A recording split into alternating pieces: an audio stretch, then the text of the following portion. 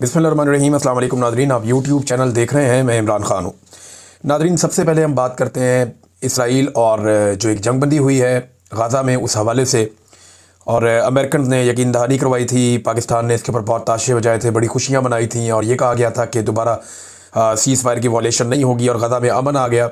बहुत सारे जो मौलवी हैं हमारे ख़ास तौर पर, वो ताहिर अशरफी साहब, वो कह रहे थे जी कि मस्जिद अक्सा में मिठाइयाँ बांटी गई हैं। तो देखें, ये अमन दो सूरतों में ही आ सकता है। या तो इसराइल अपनी बात पूरी तरह मनवा ले और सारी दुनिया उसको मान ले, या दूसरा तरीका ये है कि फ़लस्तीनियों को उनका हक़ मिल जाए और फिर उन्हें उनके हकूक़ के साथ ज़िंदा रहने की इजाज़त दी जाए। अब इसके अलावा तो कोई और रास्ता है नहीं। जब तक कि फ़लस्तीनियों को उनका हक़ नहीं मिलता, वो अपनी जद्दोजहद करते रहेंगे। अब जद्दोजहद के लिए अलग अलग अदवार में अलग अलग तंजीमें रही हैं और बैनुल अक़वामी तौर पर उन पर पाबंदियाँ भी लगती रही है। अल-फतह एक तंजीम होती थी, आपको याद होगा, हमास, हिज़्बुल्लाह, बहुत सारी तंजीमें। अब बार बार सीज़ फायर वायलेशन हो रही थी और ये वायलेशन जो बार बार हुई है, इसका इल्ज़ाम इसराइल पे आया है कि उन्होंने बार बार सीज़ फायर वायलेशन की। और फिर अचानक खबर आती है कि हमास ने भी हमला किया और इसराइली फ़ौजी हलाक हुए। और ये बताया गया कि 2 फ़ौजी हलाक हो गए और 3 ज़ख्मी हो गए। लेकिन जब इसके ऊपर तहकीकात हुई तो ख़बर कोई और निकल आई। और जो हकीकी खबर निकली वो ये है कि रफ़ा के अंदर एक धमाका हुआ था जिसमें 2 इसराइली फ़ौजी मारे गए थे। वो हमास ने नहीं किया था, बल्कि इसराइली आबादकारों के बलडोज़र के बारूदी सुरंग पे चढ़ने की वजह से धमाका हुआ था। इसराइली आबादकार, आप समझते हैं कि इसराइल का एक पॉलिसी है कि वो यहूदी बस्तियां आबाद करता है, यानी मुख्तलिफ इलाकों में अपने शहरियों के लिए वो नई बस्तियां बनाते हैं। ये उन्होंने वेस्ट बैंक में भी बनाई, यरूशलेम में बनाई और बहुत सारे इलाकों में वो ये काम करते रहते हैं ताकि यहूदी आबादकारी साथ साथ होती रहे और आबादी मिक्स होती रहे। उनका अपना एक फार्मूला है, वो अपने तरीके से काम करते हैं। तो उनके लिए एक बलडोज़र जो काम कर रहा था वो एक बारूदी सुरंग के ऊपर चढ़ गया, उसकी वजह से एक धमाका हुआ। अब पहले इल्ज़ाम ये लगाया गया कि ये हमास ने किया है, लेकिन फिर हकीकत सामने आ गई।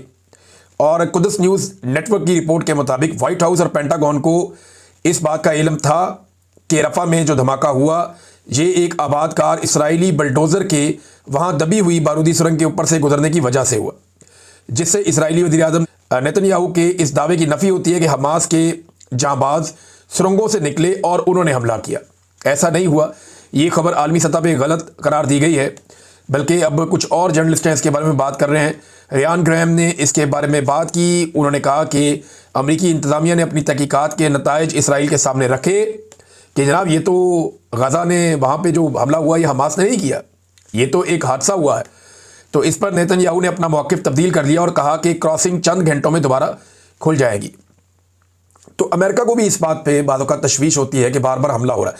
लेकिन अगर ट्रंप का स्टेटमेंट आप देखें ना, तो ट्रंप का स्टेटमेंट क्या है? पहला स्टेटमेंट ये था जब उन्हें बताया गया ट्रंप को कि यहाँ पे बमबारी हो रही, तो ट्रंप ने कहा मैं बाद में बताऊंगा, अभी बात नहीं करता। लेकिन ट्रंप ने अब जो स्टेटमेंट दिया उसने कहा सारी सूरत हाल के लिए ज़िम्मेदार हमास है और हमास के साथ मामूली सा मसला है, लेकिन इसका जल्द हल निकाल लेंगे क्योंकि वो मुआहदे की खिलाफ वर्जी कर रहे हैं। और ट्रंप ने एक बड़े ऑपरेशन का इशारा भी दे दिया हमास के खिलाफ। और ट्रंप बार बार ये कह चुके हैं ये काम अमेरिकी फ़ौजी नहीं करेंगे, बल्कि दर्जन भर उन ममालिक के फ़ौजी करेंगे या वो लोग करेंगे जिनको अमन मुआहदे के तहत वहाँ पहुँचाया जाएगा गाज़ा में। यानी ट्रंप का ये मानना है कि जो गैर मुल्की फ़ौजें वहाँ पे आएंगी गाज़ा में, वो हमास को कंट्रोल करेंगी और इसराइल के लिए हालात पहले से बेहतर रह जाएंगे। यूरोपीय यूनियन ने जो स्टेटमेंट दिया, या उनकी जो यूरोपीय यूनियन की तर्जुमान है, उनका जो स्टेटमेंट है वो बहुत इंपॉर्टेंट है। यूरोपीय यूनियन ने इसराइल को खबरदार किया कि अगरचे गाज़ा में जंगबंदी का मुआहदा नाफिज हो चुका है, लेकिन उनके खिलाफ पाबंदियों का खतरा अभी टला नहीं है। गाज़ा जंगबंदी के मकासद हासिल ना हुए तो इसराइल पर पाबंदी लगा सकते हैं, ये यूरोपीय यूनियन ने कहा है। और इन ख्यालात का इजहार जो है वो मीडिया के साथ गुफ्तगू में बाकायदा किया गया यूरोपीय यूनियन के नुमाइंदा की जानिब से, और ये बताया गया कि इसराइल पर पाबंदियों का इम्कान अभी बरकरार है और इस वक्त तक रहेगा जब तक गाज़ा के ज़मीनी हक़ाइक़ में मुस्तकिल बेहतरी साबित ना हो जाए। यूरोपीय यूनियन की खारजा पॉलिसी की सरबराह ये बात कर रही थी और उन्होंने तफसीलात जो हैं वो मीडिया के सामने रखी। अब ये सिचुएशन आप देख लें, ये है कि सब लोग इसराइल की तरफ देखते हैं जब भी गाज़ा के अंदर दोबारा बमबारी होती है। और एक इंसिडेंट हुआ जिसमें 2 इसराइली फ़ौजी मारे गए, तो बाद में पता चला कि ये एक हादसा था। हमास ने वादा नहीं तोड़ा, वादा टूटा है दूसरी तरफ से। लेकिन डोनाल्ड ट्रंप ने पूरा साथ दिया एक मरतबा फिर अपने दोस्त इसराइल का। डोनाल्ड ट्रंप की ना ये खूबी है, वो खुलकर करता है जो भी करता है। डोनाल्ड ट्रंप ने बोला इसराइल का साथ देता हूं तो फिर देता हूं। डोनाल्ड ट्रंप ने कहा नेतन्याहू के साथ खड़ा हूं तो खड़ा हूं। डोनाल्ड ट्रंप ने कहा इसको हथियार चाहिए तो मैं दूंगा, खुलकर आता है डोनाल्ड ट्रंप। लेकिन हमारे जो हुक्मरान हैं, मैं अपने हुक्मरानों की बात कर लेता हूं पाकिस्तान से, फील्ड मार्शल आसिम मुनीर या शहबाज शरीफ, ये खुलकर नहीं आते। ये नहीं है किसी जगह कोई बात करते हैं, किसी जगह कोई बात करते हैं। कभी ये बात करते हैं कि फ़लस्तीन के अंदर हम अमन लेकर आना चाहते हैं, गजा के अंदर जंगबंदी करवाना चाहते हैं, अब जंगबंदी की खिलाफवर्जी हो रही है, बात ही नहीं कर रहे। ट्रंप इसराइल का खुलकर साथ दे रहा है इन मामलात में। लेकिन क्या हमारी हुकूमत या हुक्मरान फ़लस्तीनियों का जो दोबारा कत्लेआम हुआ उसके ऊपर खुलकर साथ दे रहा? नहीं दे रहा। अब ये कत्लेआम के ऊपर तो इनके लिए प्रॉब्लम नहीं है, तो पाकिस्तान के अंदर भी कत्लेआम कर दिया और पूरे पाकिस्तान ने होता हुआ भी देख लिया। पाकिस्तानियों के वैसे ही बहुत दिल दुखे हुए, जब दिल करता है जिसको मर्जी कत्लेआम कर देते हैं। थोड़े दिन पहले नाज़रीन आप एक वीडियो देख रहे थे, DGI SPR फरमा रहे थे पेशावर जाके, जहां वो इस्लामाबाद से अपने साथ सहाफ़ियों को लेकर गए, ज़ाती सहाफ़ियों को इस्लामाबाद से ले जाया गया, ना कि पेशावर के सहाफ़ियों से जो वहाँ पे मुतासर हैं उनसे सवालात लिए जाते। लेकिन इस्लामाबाद से सहाफ़ी ले जाए गए, वहाँ पे जाके कुछ पैगामात देने की कोशिश की गई, तो हमने देखा कि मुज़ाकरात के सख्त खिलाफ थे DGI SPR, बल्कि उन्होंने ग़ज़वा बदर का हवाला भी दे दिया। आर्मी चीफ भी कुरानी हवाले देते रहते हैं कुरान पाक से। तो इन्होंने कहा जी अफगानिस्तान के साथ मुज़ाकरात पे इमरान खान साहब का मौक़िफ़ बिल्कुल गलत है। बार बार वो ये कहते रहे, यानी इमरान खान साहब का नाम लिए बगैर वो तनकीद करते रहे और अफगानिस्तान के बारे में बड़े, यानी जो ये हुकूमत का रवैया था वो बड़ा हद तक अमेज़ टाइप का था। उन्हें वो समझ रहे थे कि मसला ही कोई नहीं। और उसके बाद हमने देखा कि एक झड़पों का और जंग का सिलसिला भी हम देखते रहे, विटनेस करते रहे अफगानिस्तान के बारे में। फिर देखा बॉर्डर पूरा का पूरा गर्म भी हुआ। लेकिन chief of staff committee general Sahir Shamshad साहब ने खिताब किया है, उसमें मौक़िफ़ कुछ और आ गया। देखिए पाकिस्तान का अफगानिस्तान और इंडिया को लेकर मौक़िफ़ क्या होना चाहिए, हमने तो जो पिछली कई दहाइयों से देखा कि पाकिस्तान का इंडिया के साथ मौक़िफ़ सख्त होता था, अफगानिस्तान के साथ नरम होता था। पाकिस्तान इंडिया को कहता था एक दुश्मन मुल्क है, कश्मीर की आज़ादी तक हम पीछे नहीं हटेंगे, और अफगानिस्तान के बारे में पाकिस्तान कहता था एक बरादर इस्लामी मुल्क है, हम अपने मामलात इनके साथ बेहतर करेंगे, तिजारत भी बढ़ाएंगे, हालात को बेहतर करेंगे। लेकिन अब उल्टा काम हो रहा। DGI SPR या पाकिस्तान की जो पॉलिसी है वो अफगानिस्तान की एंटी हो गई, जबकि इमरान खान साहब कह रहे हैं ये मत करो, और इंडिया के प्रो हो गई। साहिर शमशाद साहब का जरा स्टेटमेंट आप सुनिए, ये 2-4 लोगों ने रिपोर्ट किया, मैं आपके सामने रख देता हूँ, मैं सुन भी रहा था उनका खुद भी स्टेटमेंट। उन्होंने कहा जी पाकिस्तान कशीदगी नहीं बल्कि अमन चाहता, हम भारत के साथ कश्मीर समेत तमाम मसाइल पर तनाज़ात के ऊपर बातचीत के लिए तैयार हैं। और साथ ही लेकिन उन्होंने कहा भारतीय आर्मी सियासत ज़दा है और जो उनके सियासतदान है वो अस्करियत ज़दा हैं। ये तो प्रॉब्लम पाकिस्तान में भी है, पाकिस्तान की फ़ौज भी सियासत कर रही है बड़े लंबे अरसे से, और पाकिस्तान के सियासतदान जो हैं वो फ़ौज के अंडर काम कर रहे हैं बड़े लंबे अरसे से। ये प्रॉब्लम तो यहाँ पाकिस्तान में है। लेकिन चले इसको छोड़ दें, इंडिया के साथ डायलॉग करना चाहते हैं, इंडिया के साथ मुज़ाकरात करने के लिए तैयार हैं, कश्मीर समेत तमाम तनाज़ात पे हम हल करना चाहते हैं डायलॉग के जरिए, मुज़ाकरात के जरिए, ताकि दोनों कायम रहे और एक इज्जत के साथ डायलॉग हो जाए। लेकिन अफगानिस्तान के साथ डायलॉग नहीं करना चाहते। इंडिया जो बार बार पाकिस्तान पे दहशतगर्दी का इल्ज़ाम लगाता है, इंडिया जो पाकिस्तान के ऊपर बार बार पाबंदियां लगवाने की कोशिश करता है, इंडिया जो बार बार पाकिस्तान के ऊपर अटैक करता है झूठे इल्ज़ाम लगा के, उसके साथ कहते हैं कि डायलॉग करना है, मुज़ाकरात करना है, हमारी ये ख्वाहिश है, करना चाहते हैं। लेकिन अफगानिस्तान जो बार बार पाकिस्तान की तरफ हाथ बढ़ाता रहा और इमरान खान साहब कहते रहे कि ये मामला हमारे हाथ से निकल जाएगा, हमें चाहिए कि इनके साथ बैठे, वहां पे हम नफरत फैलाते रहे। तो एक पाकिस्तान की पॉलिसी का कोई समझ नहीं आता कि पाकिस्तान जाना किस तरफ चाहता है और ये पॉलिसी बनाकर चलाना किस तरीके से चाह रहे हैं सारे निज़ाम को। अब एक और खबर देखें नाज़रीन, ये बड़ी इंटरेस्टिंग खबर है। खबर चल रही है कि साद रिजवी साहब के 95 अकाउंट्स पकड़े गए और उनमें कहते हैं जी कुछ सूदी अकाउंट थे और कुछ इतना पैसा और ये और वो, बहुत पकड़ दिया जी। साद रिजवी साहब तहरीक लब्बैक के अकाउंट पकड़े गए जनाब, वो ये कहते हैं। लेकिन सवाल ये है कि अब क्यों पकड़े गए? अगर कोई 2 नंबरी हो रही थी तो अब तो नहीं हो रही, बहुत पहले से हो रही होगी, पहले पकड़ लेते।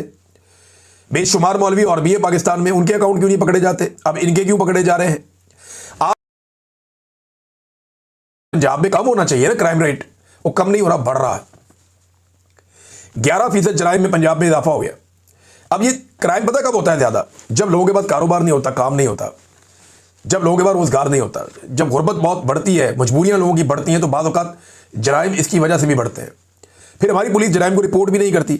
लेकिन अब रिपोर्ट जितने हुए हैं उनमें भी आप ये देख लें कि बड़े पैमाने पे जराइम में इजाफा होता चला जा रहा है, कंट्रोल नहीं हो रहा।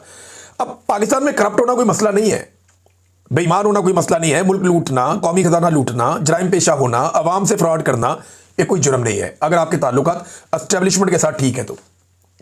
लेकिन अगर आपके साथ ताल्लुकात एस्टेब्लिशमेंट के ठीक नहीं है या आप उनके बयानिए की हमायत नहीं कर रहे, तो फिर आपकी डिग्री जाली निकलेगी, फिर आप चोर भी हैं, फिर आप डाकू भी हैं, फिर आपके फॉर्म 45 असली भी होंगे तो वो जाली हो जाएंगे, फारिग हो जाएंगे, आपके बैंक अकाउंट बंद हो जाएंगे, आपका नाम ECL में डल जाएगा, आपके खानदान के बैंक अकाउंट बंद हो जाएंगे, आपकी हलाल की कमाई भी हराम हो जाएगी। अगर आपके एस्टेब्लिशमेंट के साथ ताल्लुकात ठीक नहीं है तो हर तरह की तोहमतें आपके ऊपर लगेगी, आपके ऊपर इद्दत जैसा घटिया केस भी हो सकता है, आप मुल्क दुश्मन भी होंगे और गद्दार भी होंगे।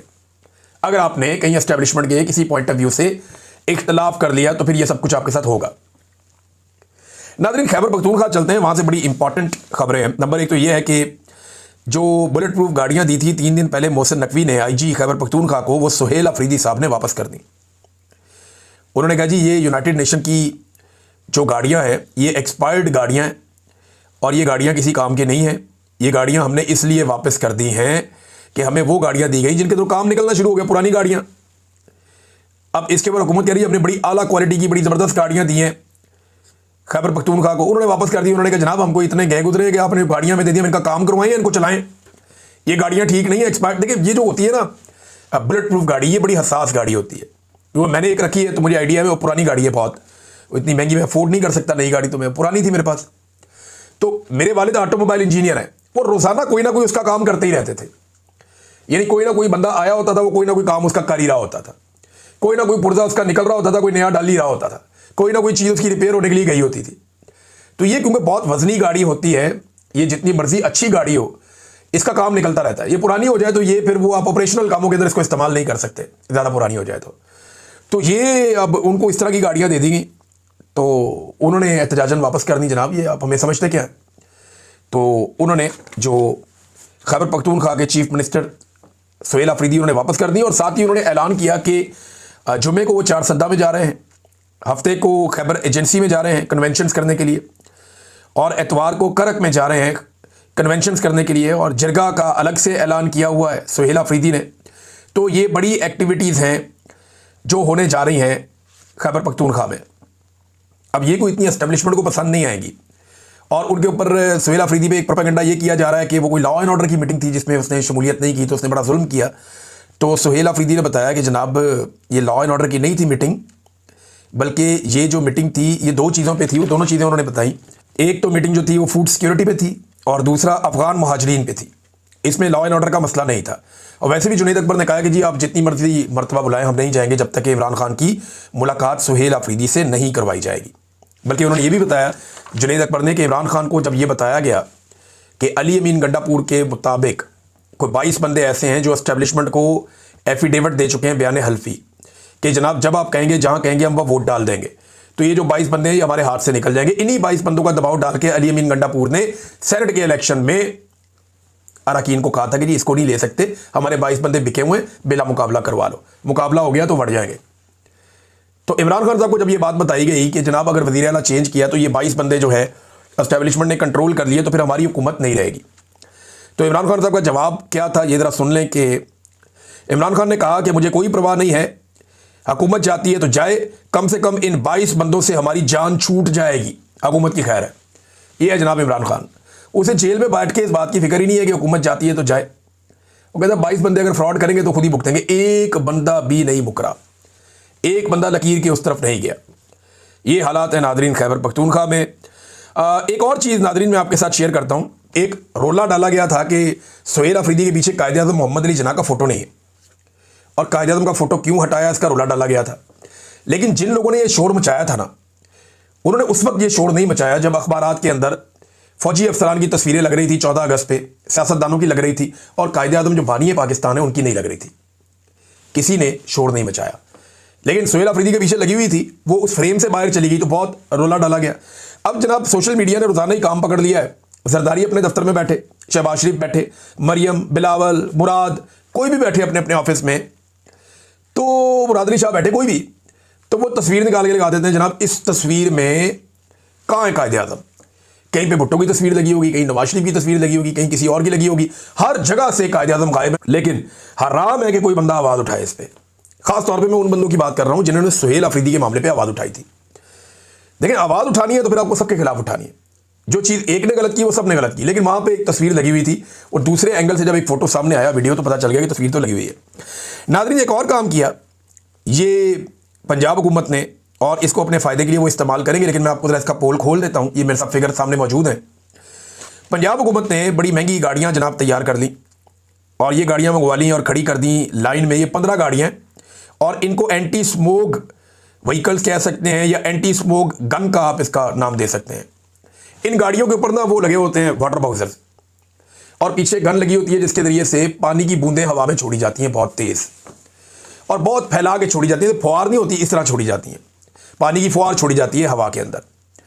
ये जो स्मोक होती है ना, इसके पार्टिकल उसके साथ चिपक जाते हैं और ज़मीन पे जाके बैठ जाते हैं। ये हवा से जितना ऊपर चली जाए वहाँ तक ये कंट्रोल कर देती है और वक्ती तौर पे जहाँ से ये गुजरती है वहाँ पे थोड़ी देर के लिए स्मोक कम हो जाती है। ये 15 गाड़ियाँ लाके दिखावा किया गया, जनाब हमने बहुत बड़ा कारनामा कर दिया। ये 15 गाड़ियाँ लाहौर का एक टाउन भी नहीं, एक इलाका भी नहीं, एक यूनियन काउंसिल भी नहीं संभाल सकती। 15 गाड़ियाँ लाहौर का एक यूनियन काउंसिल कंट्रोल नहीं कर सकती।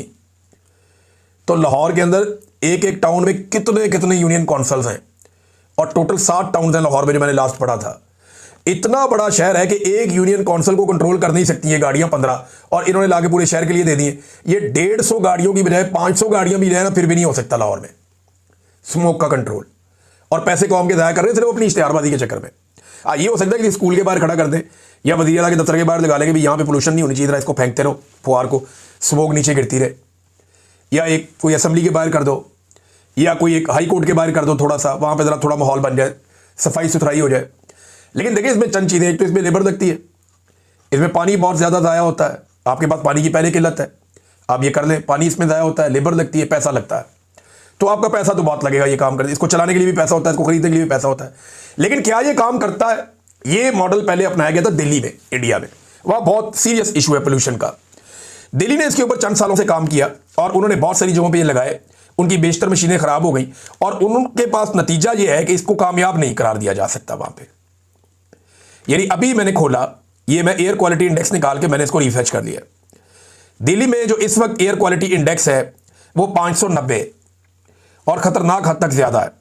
दूसरा शहर लाहौर है, तीसरा कोलकाता है, चौथा जो है वो ताशकंद है उज़्बेकिस्तान का, 5वां मुंबई है, छठा कराची है। तो हमारे शहरों की तो बेड़े ही गर्क है और हमारे शहर जो ख़तरनाक हद तक जो है वो अनहेल्दी है रहने के लिए। अब क्या ये जो गन्स हैं या एंटी स्मोक गन्स, ये जब दिल्ली में काम नहीं कर रही, वो आज भी दुनिया में पोल्यूशन में नंबर 1 शहर है, तो पाकिस्तान में कैसे काम करेगी? ये सिर्फ एक दिखावा है, दिखाने के लिए लेकर आए। जितनी देर इसको चलाएंगे उतनी देर के लिए थोड़ा सा ये माहौल बनेगा, इसको बंद करेंगे 2 घंटे के बाद वही सिचुएशन होगी। कोई फ़र्क नहीं पड़ता इससे। इसका फ़र्क पड़ेगा जब तक आप पॉलिसी को तब्दील नहीं करेंगे। आपको बहुत बड़े पैमाने पर प्लांटेशन करनी चाहिए। आपको जितनी भी जहरीली गैसें छोड़ने वाले आपके छोटे बड़े यूनिट्स हैं उन सबको बंद करना चाहिए। पाकिस्तान में सख्त कवानीन बनाकर उनको अप्लाई करना चाहिए। ये बरतानिया में लोग बताते हैं कि पहले बहुत ज़्यादा स्मोक होती थी, बड़े बुरे हालात होते थे, और आज बेहतरीन है। किसी जगह पे ज़रा भी प्रॉब्लम नहीं है, बिल्कुल हेल्दी यहाँ पे एयर है। पूरी दुनिया के अंदर और बहुत सारी जगहों में बड़ी ज़बरदस्त है। पाकिस्तान में कई इलाके हैं जहाँ पे हवा बहुत अच्छी है। तो आपको ये देखना पड़ेगा कि आपने कौन से इकदामात लेने हैं, और ये फौरी तौर पे हो नहीं सकता। बहरहाल दिखावा है, शुरू तो इन्होंने कर दिया है, पैसा कौम का ज़ाया करते जा रहे हैं, क्योंकि इनके ऊपर भी ये मरीम नवाज के फ़ोटो चिपका देंगे और क्या करेंगे। फ़ोटो गर्दी के अलावा इनको आता ही क्या है। अब तक के लिए इतना ही, अपना ख्याल रखिएगा, अपने चैनल का भी।